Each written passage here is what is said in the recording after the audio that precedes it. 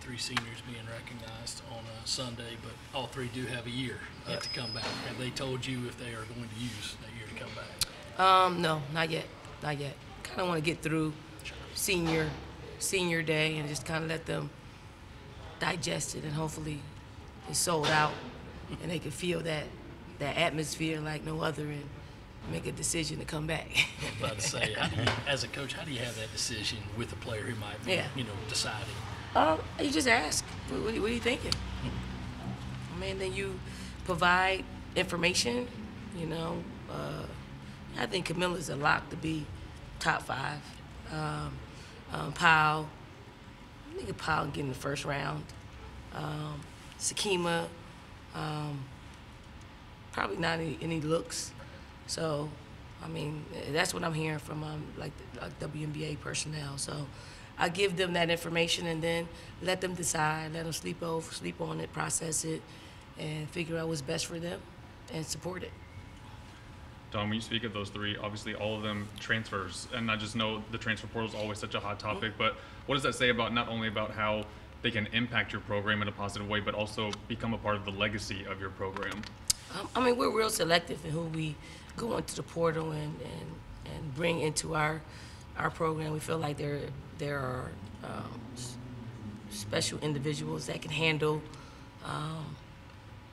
it's a hardship. It's a genuine care.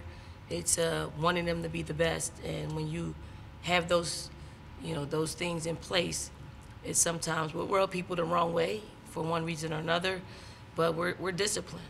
And either they get on board with it, which most of them have, because not a whole lot of them leave. Sometimes it takes a little bit longer, sometimes it's less, to get them older. To get Camilla, I think Camilla was perfect in that we had the perfect personnel to allow her to grow and blossom to where she is today. And then Powell, we needed Powell's experience. We needed her ability to just stay calm, cool, collected, and have a senior type vision on this young group. And then Sakima, the same thing. Sakima come to us with D1 experience, winning a JUCO championship. So that mentality really helps and helped our program grow to having one of the more successful years. You talked 2 weeks ago after that game in Knoxville about not loving the scheduling, having to play Tennessee so close together. Now that it's here, what is the challenge of playing a team twice, kind of almost not quite back to back, but so close together? I mean, it's a good and bad thing, And when I said that, I'm speaking more of like NCAA, and I don't really know all that goes into scheduling. It could be the arena, like, is unavailable. Like, it could be all of those things. So I was just speaking more of where we stood at that moment. I want more SEC teams to get in the tournament because it only enriches our conference. But to play them 2 weeks ago means it's fresh on the players' minds, which that's helpful. It's fresh on Coach Boyer's mind because she's got the Tennessee scout.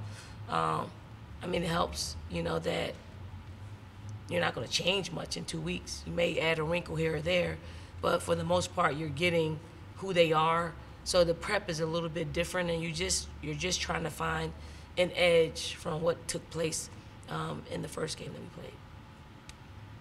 Anything else for Coach? Yeah, I saw Chloe missed the first quarter last night. Everything okay with her, and do you expect her to be back in the starting lineup on Sunday? Yeah, everything's good. Chloe's good. And then what went into the decision to put Sinai in that place, and how do you feel like she responded? Actually, the decision was to put Ash in the starting lineup because that's what we do. But we wanted to make sure that we don't put her in a situation where she doesn't qualify for the sixth player. So that's why the technical took place. So we wanted to make sure, and we don't know what the rules are. I think it's a third of the games, and that would have been her sixth start.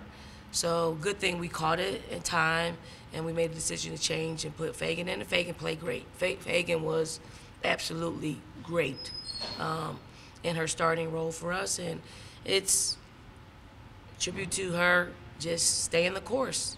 Like, your numbers call, and she thrived in it. But Chloe will be starting Sunday. For this will be the 5th sold-out game on Sunday. Usually, 1 or 2 is what we're used to here in Columbia, but to have 5 sold-out crowds, what does that just mean to you in this program? A pretty spectacular number. I mean, it means that our fans are pretty educated on our team. I think this team people have fallen in love with, and they enjoy watching them. And I don't think they can get enough of them. But it also says that women's basketball is supported here. I mean, and it seems like the novelty hasn't worn off. It just increasingly gets better. And it's awesome. I mean, to play in a full house in a place in which we're already really successful, and we're probably successful because of the many people that come in and spend their money and budget to come see us play. I think it's really cool. I guess some other programs have sold out more, but not 18,000. What do you think it is about this team that has made people fall in love with the way that they have this year? I mean, they're exciting. They share the basketball. They defend. We got spectacular, players. I think they sit on the edge of their seats for Malaysia. Now I do believe that Ashlyn has found her way.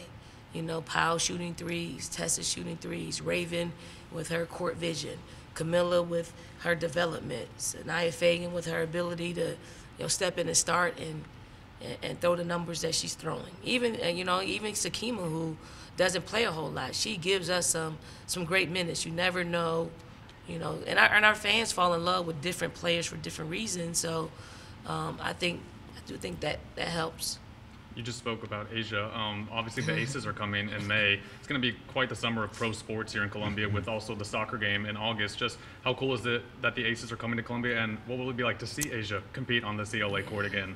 I think what the Aces are doing is, tremendous. Nikki Fargas is the president, who knows this area pretty well. This isn't the first event that she's put on in regards to the Aces.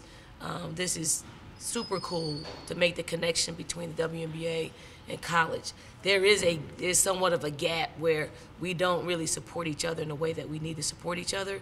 This forces us to do that, and for the Aces to be the first ones to do it and bring Asia Wilson back. I saw one of her teammates tweeted, I think Alicia Clark tweeted that she wants to see the statue in person.